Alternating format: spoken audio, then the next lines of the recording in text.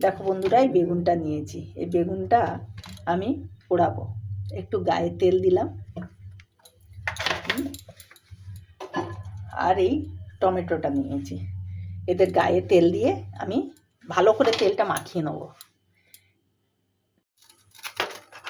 দেখো বন্ধুরা, এই বেগুনটা পোড়াতে দিয়েছি। আর দেখো বন্ধুরা, বেগুনটা একদম খুব সুন্দর পুড়ে গেছে। দেখো একদম পুড়িয়ে পুরো রস মরে গেছে। এবারে আমি তুলে নিলাম। এবারে আমি টমেটোটা পুড়িয়ে নেব। টমেটো পোড়া হয়ে গেলে আসছি।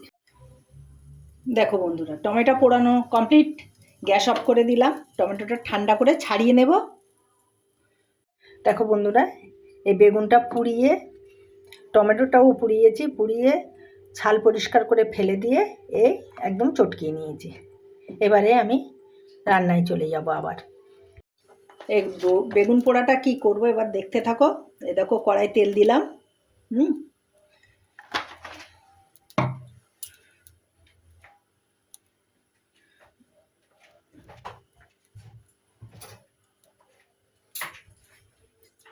তেল গরম হয়ে গেছে।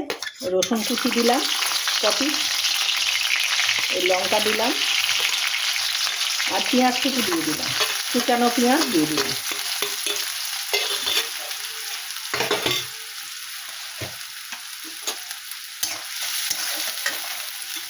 এইবারে পরিমাণ মতন লবণ দিয়ে দিলাম। এরকম পরিমাণ মতন লবণ দিয়ে দিলাম।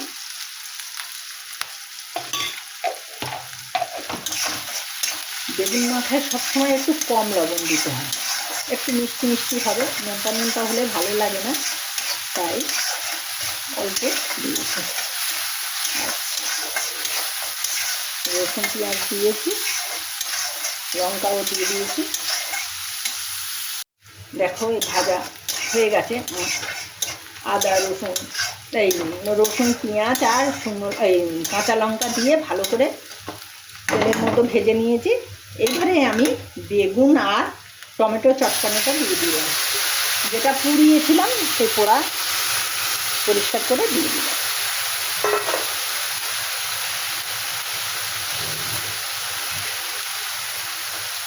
এবারে এটা ভালো করে আমি ভাজতে থাকবো। আগে একদিন তোমাদের দেখিয়েছি সিদ্ধ করে, বেগুন সিদ্ধ করে নিয়ে এভাবে মেখেছি। এবার আজকে দেখাচ্ছি বেগুন পুড়িয়ে নিয়ে কীভাবে মাখতে হয়, দেখতে থাকো। একটু চিনি দিয়ে দিলাম, একটু হালকা হালকা মিষ্টি হলে ভালো লাগবে, তাই একটু চিনি দিয়ে দিলাম। একটু ধনে পাতা দিয়ে দিলাম।